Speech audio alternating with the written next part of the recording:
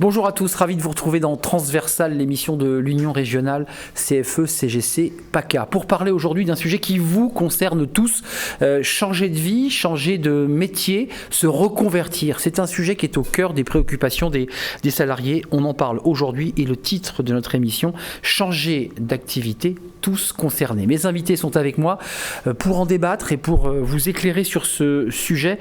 J'accueille Jean-François Foucard. Bonjour Jean-François, ravi de vous accueillir. Secrétaire national CFE-CGC, alors en charge des parcours professionnels, c'est le cœur de notre sujet, de l'emploi et de la formation. Ravi de vous accueillir. Manon Giraudy, ravi de vous retrouver. Vous êtes commissaire, alors je donne le titre exact, c'est votre titre, commissaire en commission formation du comité central chez Société Générale et représentante de la Fédération de la Banque au comité directeur régional de la CFE-CGC PACA. Voilà, pour être complet, on parlera évidemment de tous ces salariés que vous rencontrez sur le terrain et qui, pour certains, même dans le secteur de la banque d'ailleurs, veulent changer d'activité. Et puis Daniel Petrucci, qui est l'habitué de l'émission Transversale. Bonjour Daniel, ravi de vous accueillir. Président de l'Union régionale CFE-CGC PACA, et on va bien sûr balayer tous les sujets, tant de reconversion que de transition. C'est pas tout à fait la même chose. D'abord, pourquoi Daniel, c'est un peu une question traditionnelle dans l'émission, vous avez souhaité vous emparer de ce sujet ?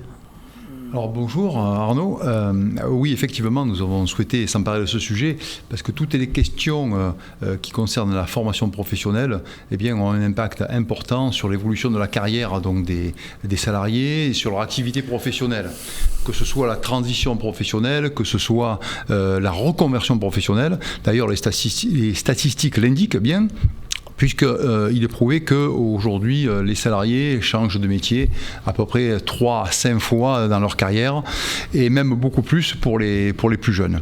Et c'est un sujet qui concerne toutes les tranches d'âge à l'intérieur de l'entreprise, les jeunes et les moins jeunes. Donc voilà pourquoi on a voulu mettre ça sur cette émission transversale, puisque en fait c'est une émission qui traite de tous les sujets de l'actualité, et dont la formation professionnelle c'est bien au cœur de l'actualité. Et sur l'ensemble des métiers, qui est le propre d'ailleurs d'une union régionale CFE-CGC. Jean-François Foucard, d'abord un éclairage un peu technique mais qui est essentiel. Transition professionnelle et reconversion, c'est pas tout à fait la même chose. Non, transition professionnelle, vous restez dans le même cadre en général de métier. Donc soit vous avez une activité d'audit et puis vous allez avoir une autre activité différente, clientèle, mais dans la dimension finance. Inversement, quand vous êtes dans une reconversion professionnelle, vous changez carrément de métier, vous êtes ingénieur en informatique et vous devenez pâtissier, vous changez de référentiel. Vous avez des chiffres, vous, CFE-CGC, sur, je dirais, le volume global il y a plus de reconversion que de transition, comment La très très grande majorité, c'est des transitions professionnelles, parce que la transition professionnelle, c'est aussi, par exemple, vous êtes technicien, vous passez encadrant au manager, c'est-à-dire qu'il y a aussi une transition entre guillemets verticale. La transition professionnelle est la majeure, les reconversions, c'est une mineure, c'est même éventuellement très petit en nombre. Par contre, ça coûte cher et c'est très impliquant pour la personne. C'est clair. Vous êtes sur le terrain, Manon Giraudy, c'est important de le préciser. Et vous avez finalement, à travers votre position à l'Union régionale, une vision très transversale. Alors, il y a le domaine de la banque, évidemment, où on lit d'ailleurs que des salariés, pour certains, veulent quitter la banque, veulent quitter l'activité bancaire. Comment elle se vit, comment elle se passe, cette formation professionnelle au sein de l'entreprise ? Alors déjà, la formation professionnelle donc au sein de l'entreprise, c'est un sujet qui remonte aux années 70, qui n'est pas nouveau et qui a connu bon nombre de législations. La dernière, la plus connue, c'est la loi dite la loi Avenir, la loi pour choisir son avenir professionnel, qui a été travaillée en 2018 et mis en place à partir de janvier 2019.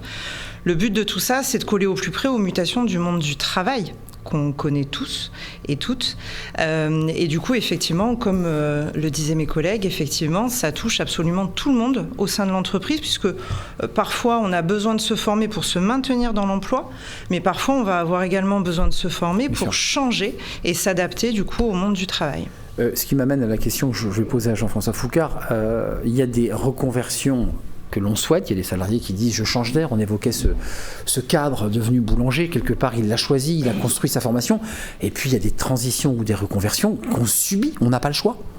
Alors, sur la reconversion, à un moment donné, quand c'est subi, c'est souvent dû soit à un licenciement et le fait que dans la région où on est, il n'y a pas des emplois qui nous correspondent, ou un changement géographique. Donc ça, c'est la dimension contrainte. Sur une transition professionnelle, bien souvent, on mésestime cela, c'est accompagné par l'entreprise. C'est-à-dire qu'à un moment donné, vous n'êtes pas tout seul. Il faut que ça soit dans les deux cas, transition, reconversion, un choix. Enfin, il faut que la personne adhère, parce qu'il faut qu'il soit moteur. Une reconversion, un changement de métier, changement d'activité, ça marche pas. Ça ne marche pas. C'est-à-dire que si on pousse quelqu'un dans une filière, et c'est-à-dire c'est vrai pour un jeune qu'on oriente mal, c'est donc aussi vrai pour un salarié qu'on oriente mal. Les chiffres sont à peu près constants. Par rapport à l'acquisition d'un diplôme, on l'utilise, il n'y a que 50% des gens qui l'utilisent à la sortie du diplôme, et à un moment donné, au bout de 5 ans, c'est à peu près 30%. Si vous forcez le système, on le voit notamment sur l'orientation professionnelle des jeunes, à un moment donné, il y a 30% qui s'en vont au bout de 5 mois, et en finale, à la sortie, il n'y en a que 30% de l'ensemble qui utiliseront le diplôme. Donc c'est un gâchis financier parce que ça coûte. La formation, c'est un coût. C'est un coût collectivement et puis aussi, entre guillemets, un coût personnel. C'est-à-dire qu'à un moment donné, il y a aussi des sentiments d'échec, des sentiments d'être dans une voie de garage, de ne pas avoir, entre guillemets, le tunnel, la lumière à la sortie du tunnel. Manon, quand même, pour faire un peu de pédagogie, parce que la formation, tout le monde sait de quoi on parle. Et tout ça est quand même très technique. C'est un maquis de dispositifs plus ou moins connus. Est-ce que vous pouvez nous faire comme ça un peu une revue de détail de ces dispositifs ? Oui, alors le plus connu va être le CPF, le compte personnel de formation, qui est issu justement de la loi Avenir dont on parlait tout à l'heure. Alors ce CPF, pour résumer un petit peu, il est alimenté une fois par an à hauteur de 500 €, voire jusqu'à 800 € par an pour les salariés les moins qualifiés, les personnes ayant une reconnaissance de travailleurs handicapés également, le RQTH qu'on peut entendre parfois. Et ce CPF, il peut avoir du coup en termes de valeur un plafond jusqu'à 5 000 voire 8 000 €. Donc c'est une manne financière non négligeable. Donc c'est un des outils les plus connus pour la formation professionnelle. Sachant que par exemple pour les personnes de la fonction publique, le CPF existe bien sûr également, mais n'est pas monétisé en euros et comptabilisé en heures. C'est important aussi de le préciser. C'est un dispositif un peu différent en effet. Un petit peu différent. Dans les autres dispositifs, il y en a énormément, mais on peut citer par exemple la VAE, la validation d'acquis par l'expérience, qui permet d'avoir un diplôme sans retourner à l'école. On peut parler également de l'alternance, qui a justement été vraiment poussée encore plus par la dernière loi Avenir de 2019. Il y avait un encouragement d'ailleurs au contrat d'alternant qui est monté jusqu'à 8 000 € en 2022 et qui là actuellement est toujours quand même de 6 000 € revu par les députés à la baisse en 2023.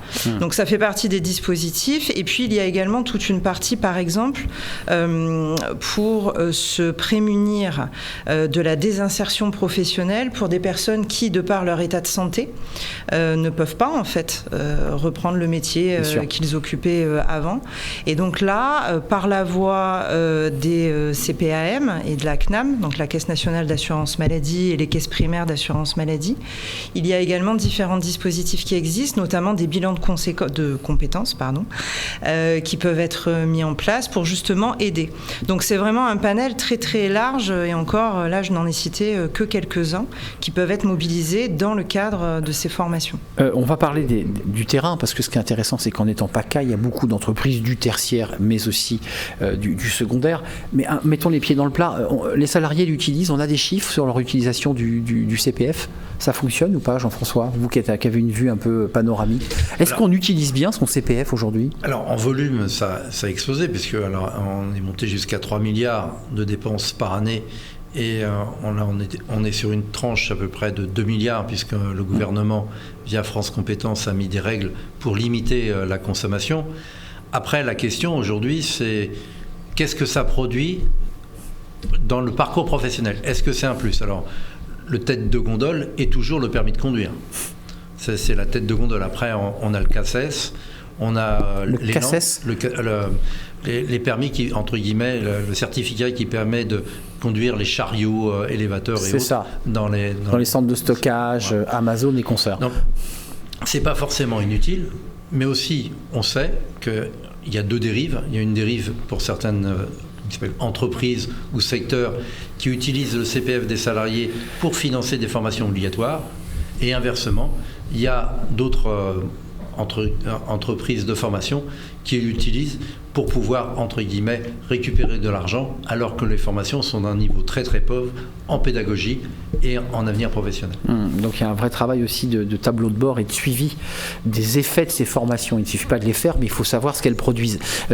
Daniel, comme c'est intéressant, en PACA, comment ça se vit, comment ça se passe, qu'est-ce que vous disent les entreprises, vous qui êtes connectés, je dirais, au tissu économique et évidemment en contact avec les salariés?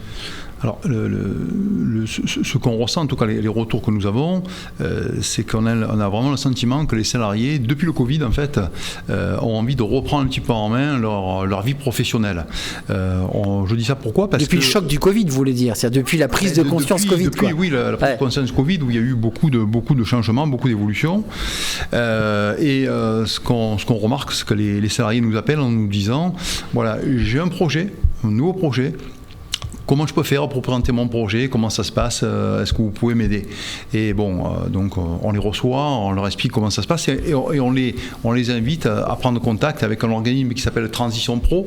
Ça s'appelle Transition Pro aujourd'hui, mais hier ça s'appelait Fongecif. Puis je dis toujours Fongecif parce que les gens, très connue. Voilà, ça parle toujours plus dans l'esprit de tout le monde.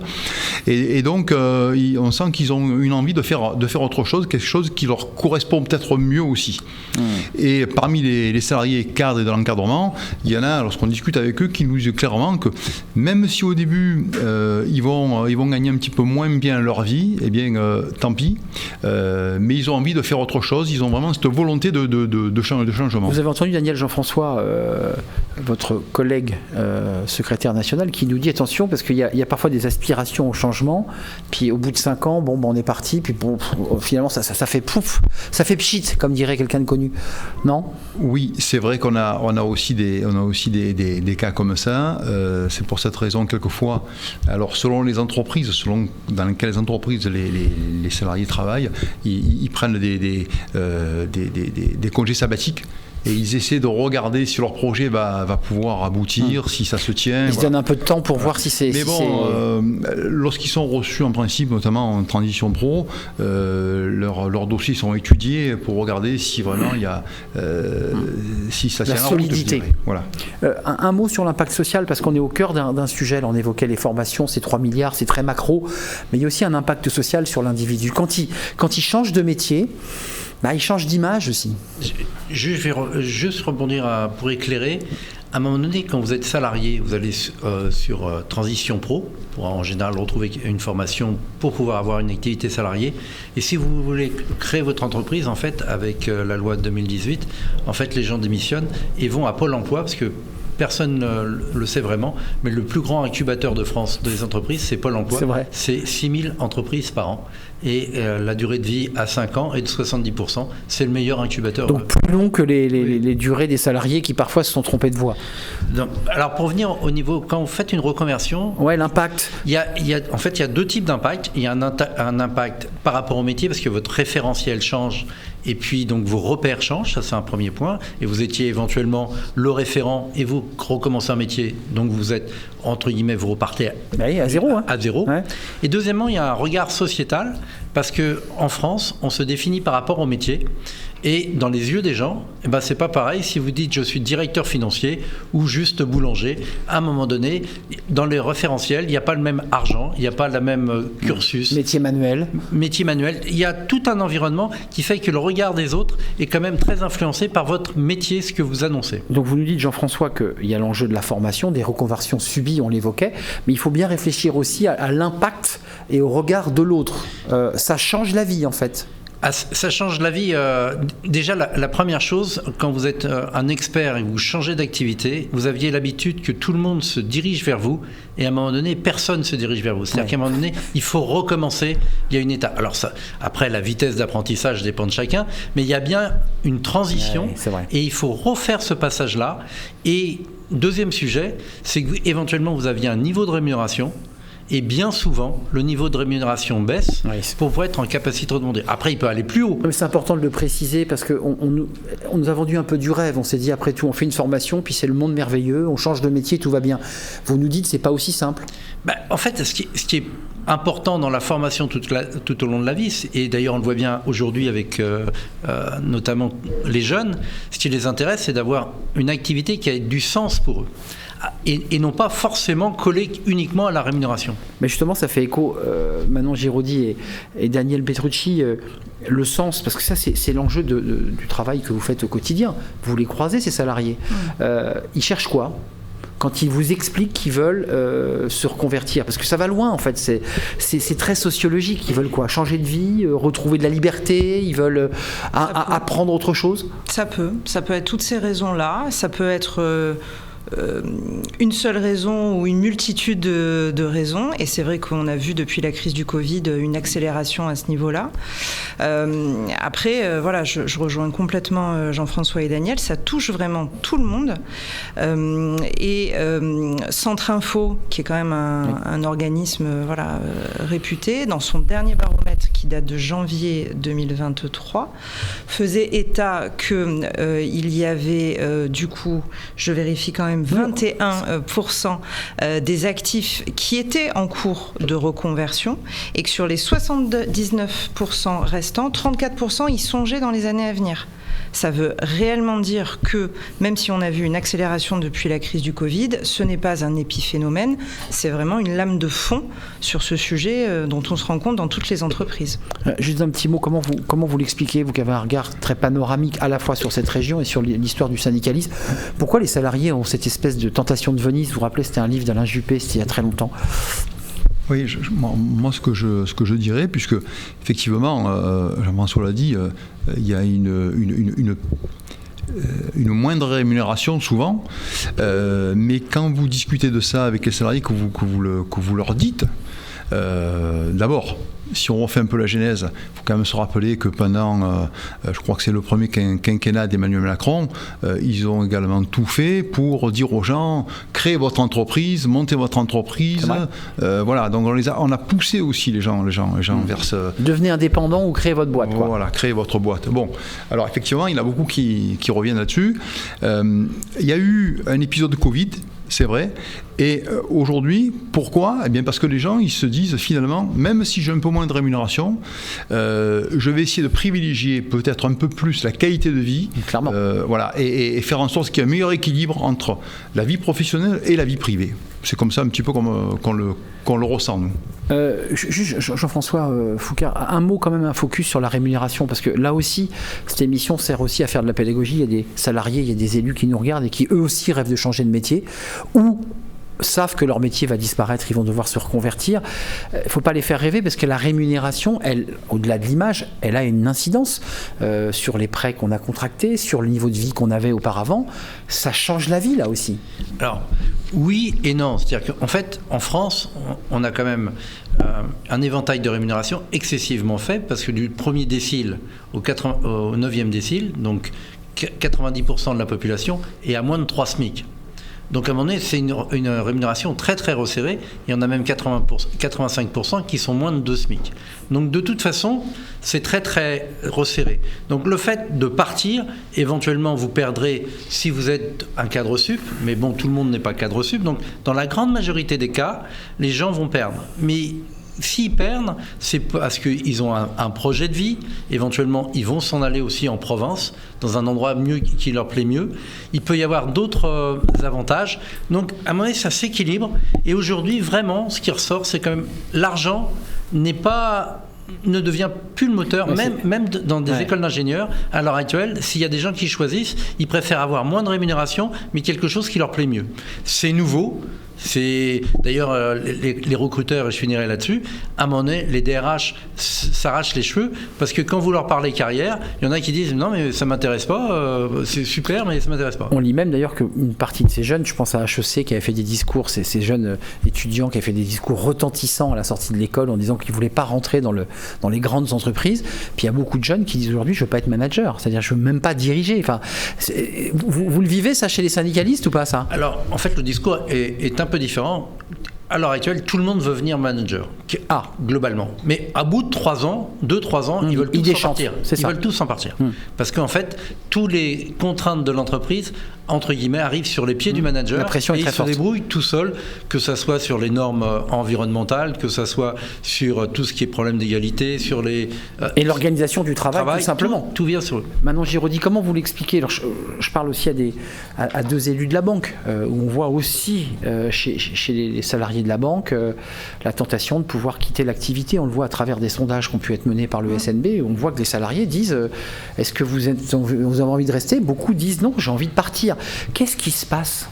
Vous qui êtes des syndicalistes, vous êtes finalement connectés à ces sujets. Il y a différentes raisons à ça. Je pense qu'il y a des raisons très macro, économiques, le climat en France, en Europe et autres, qui peut être aussi anxiogène et qui peut aussi générer des prises de conscience et des réflexions qui n'étaient pas, peut-être qui n'existaient pas encore à ce point-là, en fait, dans le monde d'avant. J'ai envie. Il y a eu le Covid, je l'évoquais, qui a peut-être accéléré. Covid, mais ça a été. Pour vous, c'est un accélérateur. Oui. Ah oui, c'est un accélérateur, tout à fait. Oui. On n'avait pas autant de demandes sur le sujet de la part des salariés.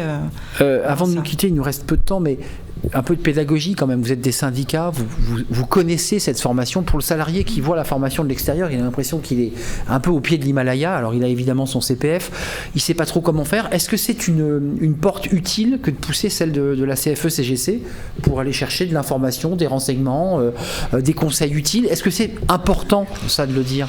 Alors c'est toujours très important et très utile de franchir la porte de la CFE-CGC parce que c'est là où vous aurez les meilleurs conseils et les meilleures orientations. Alors comme nous l'ont dit, je fais un peu de pub là, vous permettez. Mais vous avez raison, vous êtes là pour ça. Oui. Donc comme nous l'ont rappelé Jean-François et Manon, donc ces deux sujets que sont la transition et la reconversion sont des sujets qui sont très impactants aujourd'hui. Et c'est vrai que les salariés nous sollicitent assez souvent sur ces thématiques-là. Et ils vous demandent quoi, juste avant de nous quitter? Ils veulent comprendre, ils veulent savoir comment ça marche, ils veulent savoir quelle porte pousser? Oui, ils veulent qu'on les accompagne aussi. Oui. Alors, parce que il existe. Alors, le point commun des deux, c'est à quelque part qu'on change d'activité, on change de métier. Alors, ça, c'est le point commun. Mais c'est vrai qu'ils ont envie qu'on les accompagne, qu'on les aide. Il existe plusieurs outils dans la formation professionnelle dont souvent ils ne sont pas au courant de leurs droits. Et donc on est là justement pour les aiguiller, pour les orienter. Et si j'ai envie ce que j'ai envie de dire à la fin, si c'est un mot de conclusion, c'est que la formation tout au long de la vie, eh bien c'est pour les salariés, ça doit être une clé du succès, tant au niveau personnel qu'au niveau professionnel. Vous êtes d'accord pour un mot de la fin, en 2 secondes? Globalement, une activité professionnelle va être à peu près de 45 ans. Imaginez qu'on ne se forme pas durant ces 45 ans alors que les évolutions technologiques sont majeures tous les 5 ans, est une gageure qui est impossible à imaginer. C'est la prévoyance, c'est de se former régulièrement. Merci à vous trois, dans un monde qui s'accélère, qui avance toujours plus vite, et on n'a pas évoqué l'IA, ChatGPT, qui vient percuter évidemment un certain nombre de métiers. Merci à vous, Jean-François Foucard, de nous avoir rendu visite. Vous êtes le secrétaire national CFE-CGC en charge des parcours professionnels de l'emploi et de la formation. Merci à Manon Giraudy, c'est un vrai plaisir. Je ne citerai pas votre titre très très très long, mais vous êtes SNB et vous êtes vice-présidente, ou je dis une bêtise, Daniel? Membre du comité. Membre du comité directeur régional. Voilà, membre du comité directeur régional à la CFE-CGC PACA. Et Daniel Petrucci, plus facile à dire, président de l'union régionale CFE-CGC PACA. Évidemment, vous avez le site internet pour nous faire partager vos sentiments, vos réactions et peut-être même des idées de sujets que vous aimeriez que l'on traite dans l'émission. Merci à vous trois, je vous dis à très très bientôt. Bye bye.